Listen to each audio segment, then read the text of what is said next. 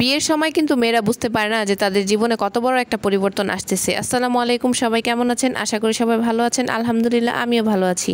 আজকে শেয়ার করব হচ্ছে আমার কিছু রান্নাবান্না, তারপরে হচ্ছে একটা বিয়েবাড়ির ব্লগ ভিডিও, হলুদের ভিডিও। তো পুরোপুরি ভিডিওটা দেখে তারপর লাইক কমেন্ট করবেন আশা করি।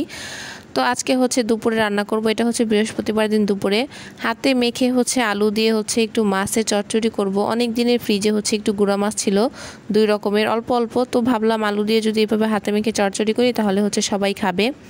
তো যাই হোক, যেটা বলতেছিলাম, আসলে বিয়ের সময় না মেয়েরা বুঝতে পারে না যে তাদের জীবনে কত বড় একটা পরিবর্তন আসে এই বিয়ের পরে। তারা তখনই বুঝতে পারে যখন বিয়ের পর তার সাথে সেইগুলো হয়। প্রত্যেকটা সময়, প্রত্যেকটা মুহূর্ত যখন তার সাথে তার জীবনের সময়গুলো হচ্ছে অতিবাহিত করে, তখন সে বুঝতে পারে সে কোথায় এসে দাঁড়িয়েছে, তার জীবনটা কোথায় ভালো ছিল।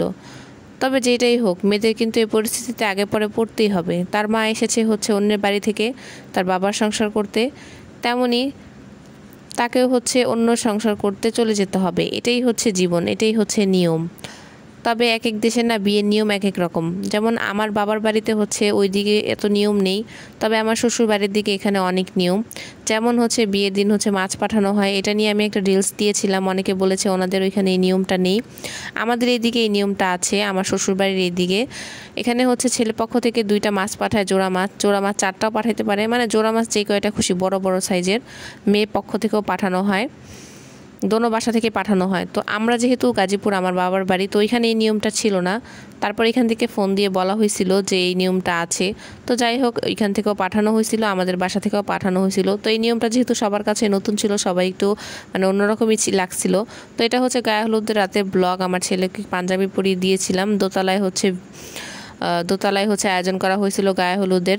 তো সবার না একরকম শাড়ি ছিল, দেখতে না খুবই ভালো লাগতেছিল। তবে আমি একটু ডিফারেন্ট হচ্ছে শাড়ি পরেছি। আমার সেম কালার শাড়ি আমার নেওয়া হয় নাই, কারণ ওই সেম কালারের শাড়ি আমার নাই, বাট সেম ডিজাইনের শাড়ি অন্য কালার আছে। তো যাই হোক, এখানে সবাই হচ্ছে সেজে সুন্দর করে হচ্ছে রাখতেছিল এক এক করে, আর সবাই ভিডিও করতেছিল, ভিডিও যে ক্যামেরাম্যান। এই বিয়েটা হচ্ছে কি আনন্দ, একটা খুশি, সবাই একসাথে হওয়া, একটু এনজয় করা, কিছু সময় কিছু মুহূর্ত মনে রাখা, এটাই। তাছাড়া কিন্তু এত মানুষ একসাথে কখনোই হয় না, একটা অনুষ্ঠান উপলক্ষে সবাই একসাথে হয়। এই যে বিয়ে কত আনন্দ করে যাচ্ছে, একটা সংসার যখন সামলাবে তখন বুঝবে যে হ্যাঁ, কোথা থেকে সে কোথায় এসেছে, তার জীবনের কত বড় একটা পরিবর্তন হয়েছে, যেটা হচ্ছে আমরাও বুঝতে পারি নাই। কারণ বিয়ের সময় এত কিছু মাথায় আসে না, যখন আমরা সেই পরিস্থিতির মধ্যে সংসার করি তখন বুঝতে পারি যে হ্যাঁ, আমাদের জীবনে কতটা পরিবর্তন আসছে। এই যে হচ্ছে মাছ, এগুলো অনেক বড় বড় ছিল, কিন্তু মোবাইলে হচ্ছে ছোট দেখা যাচ্ছে, রং মেখে দিয়েছে। আর হচ্ছে এটা হচ্ছে এই যে সেই বড় বড় মাছ। তো বাসায় এসে পড়েছি, আমার শ্বশুর হচ্ছে অসুস্থ খুব, উনি হচ্ছে দাওয়াতে যেতে পারবে না। তো বললো ডাল ভর্তা আলু ভর্তা খাবে, তো ওনাকে ওই যে রান্না করে দিলাম ওইভাবে। তারপর আমরা হচ্ছে দাওয়াত খেতে চলে গেলাম। আসলে এত মানুষের ভিডিও না সেভাবে ভিডিও করা হয় না, যতটুকু পেরেছি আসলে ভিডিও করেছি। কেমন জানি লাগে আসলে এত মানুষের সামনে ভিডিও করতে। তো যাই হোক, আমাদের এখানে হচ্ছে একটা নিয়ম হচ্ছে, এখানে 2 ধরনের হচ্ছে মাংস দেওয়া হয় মুরগির, একটা হচ্ছে রোস্ট আর একটা হচ্ছে ফ্রাই।